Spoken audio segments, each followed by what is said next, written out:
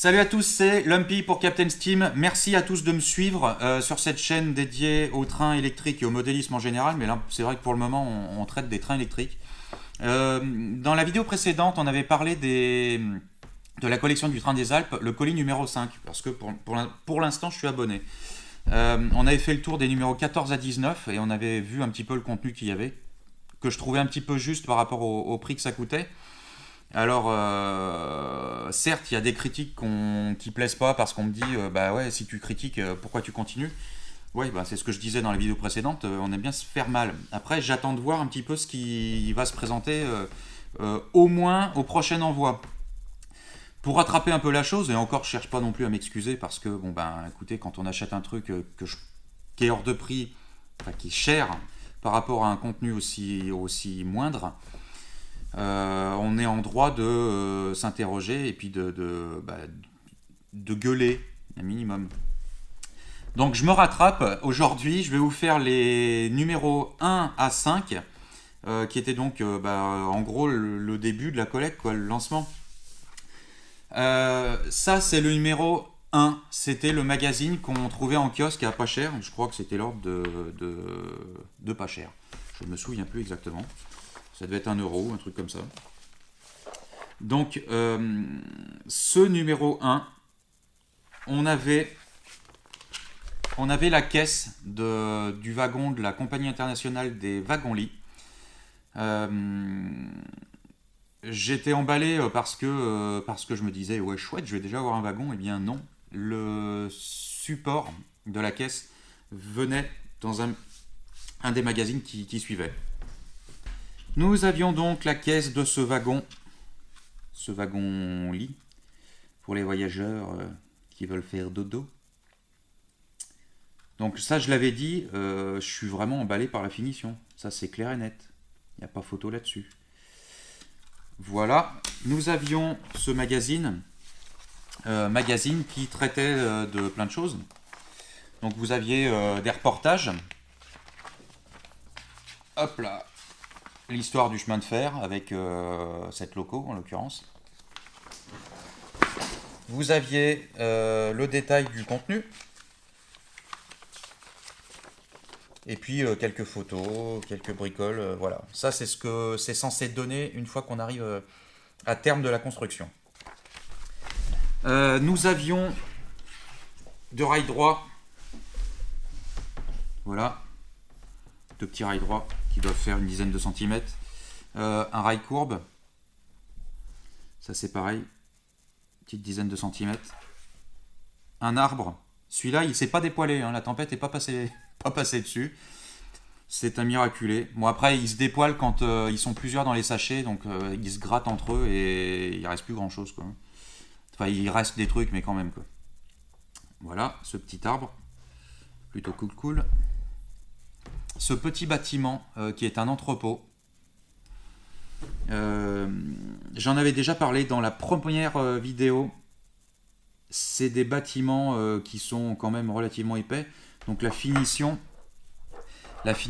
est plutôt, je vais être franc, elle est plutôt très bonne. Voilà. Posé sur un diorama vu à une certaine distance, pas non plus à 10 km, hein, ça fait largement le taf et voilà, il y a de la résine, il y a de la matière. Donc pour le coup, là, c'était pas spécialement cher. On va passer au magazine numéro 2. Le magazine numéro 2, avec des reportages, parler du crocodile. Alors le crocodile, c'est une loco qui a quand même son succès. Alors je sais pas si c'est la forme qui fait ça. J'en ai une juste derrière, que je vais vous montrer. En fait, c'est un crocodile en version Lego, parce que je suis aficionado des Lego. Ouais, c'est une loco qui a de la gueule. Alors c'est pas celle-ci, hein, c'est un autre modèle. Nous avions dans ce numéro le châssis du wagon avec la gare et encore un rail courbe et un rail droit. Donc du coup la gare. Hop là.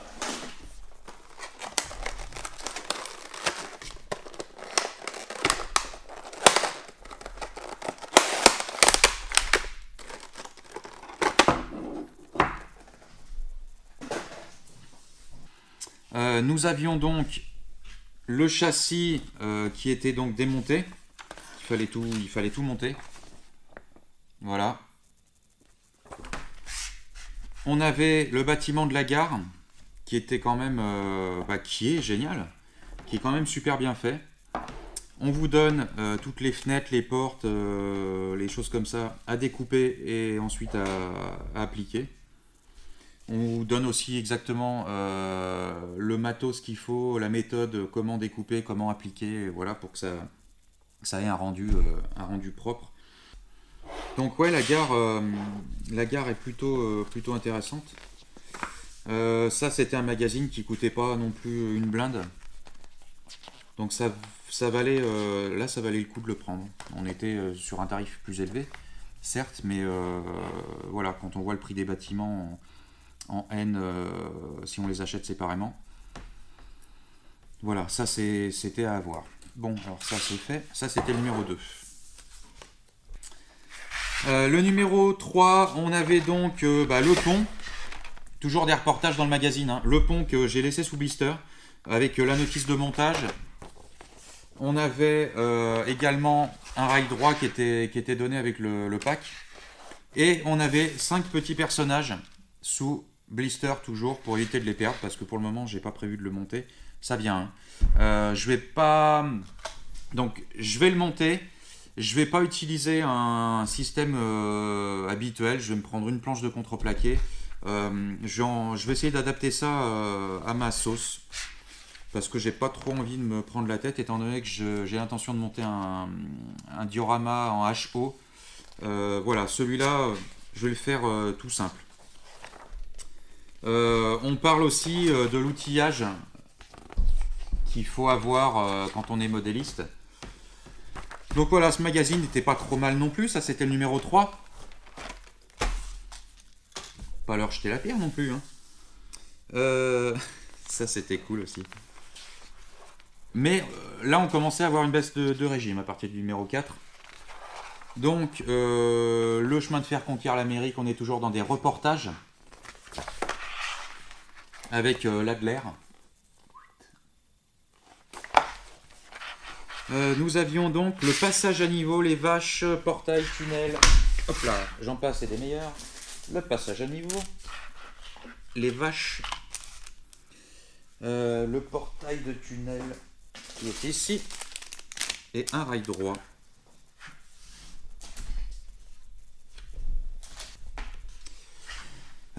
Donc, nous avions dans ce numéro, je viens de le dire, les vaches, toujours sous blister. Hein. Je garde ça précieusement pour éviter de les perdre. C'était sympa. Hein. On a le portail de tunnel. Voilà. Finition toujours relativement bonne. Et on a le passage à niveau. Alors, le passage à niveau, je le trouve super mimi, quoi. Ça, c'est cool. Qu'est-ce qu'il y a d'autre? On avait aussi un rail droit. Un rail droit qui était destiné à être mis dans le passage niveau. Comme ça. Voilà. Je vous montre. Bon, les plans sont bien détaillés, quoi. Il y a des photos, voilà.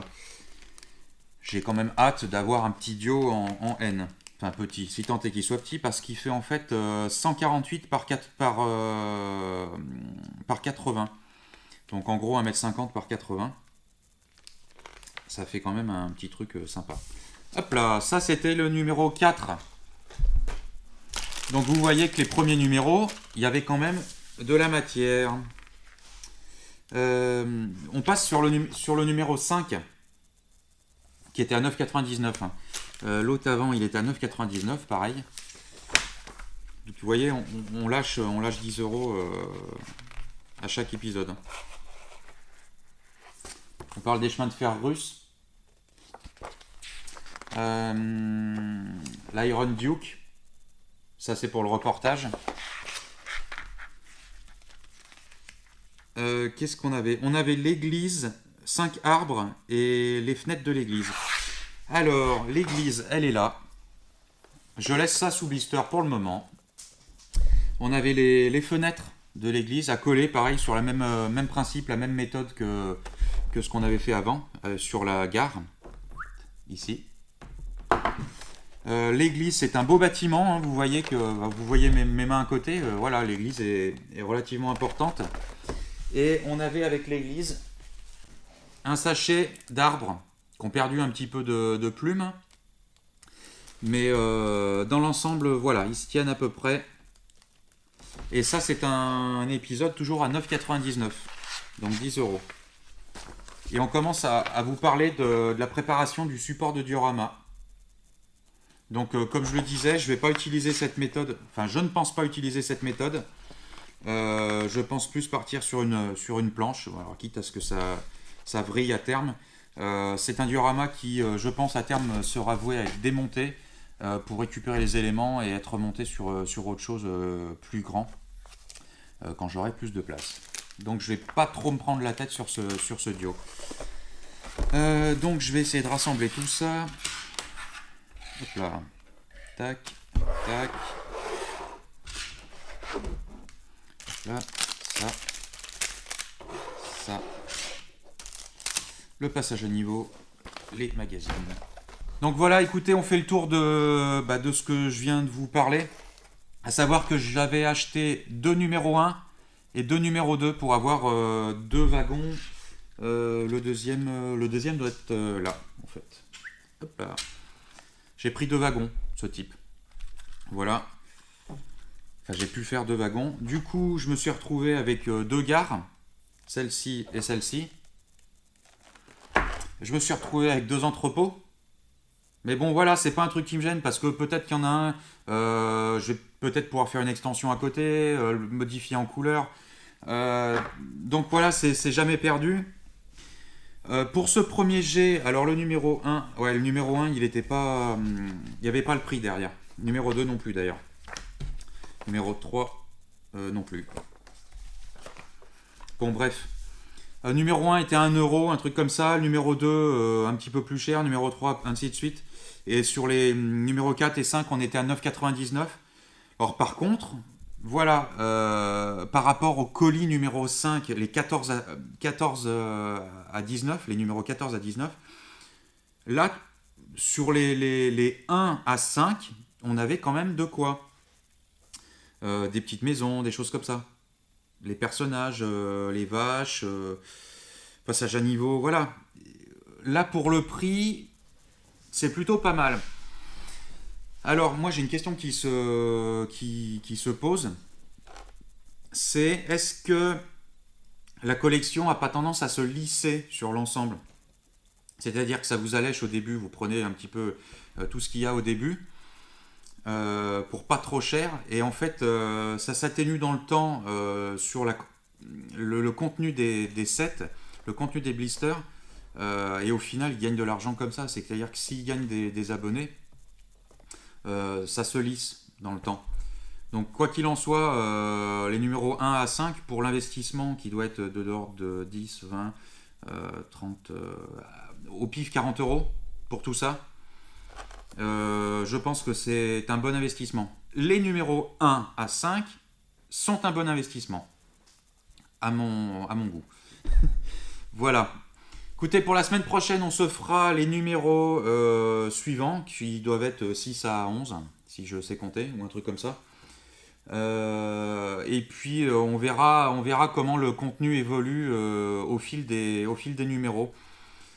Et puis voilà, et puis dans quelques semaines ou quelques jours, je vous présenterai d'autres trucs. Voilà, j'ai du matériel qui doit arriver, que j'ai commandé en Asie, pour justement voir si c'est des achats qui valent le coup, ou pas du tout par rapport au prix, parce que c'est vrai qu'on est sur des prix qui sont relativement très très bas sur ce que j'ai commandé. J'ai aussi acheté un coffret Trix de wagons de marchandises, coffret analogique, que j'ai pas payé très cher. Donc ça, je vous ferai une petite revue, on déballera ça ensemble. Voilà, écoutez, merci de me suivre toujours sur ces vidéos. Je vais tâcher de faire de mieux en mieux, peut-être d'être moins critique. Bon, après, quand il faut être critique, il faut, c'est tout. Voilà, bah écoutez, merci beaucoup. C'était Lumpy pour Captain Steam. À bientôt sur ma chaîne et n'oubliez pas de liker. À bientôt. Tchou tchous, salut.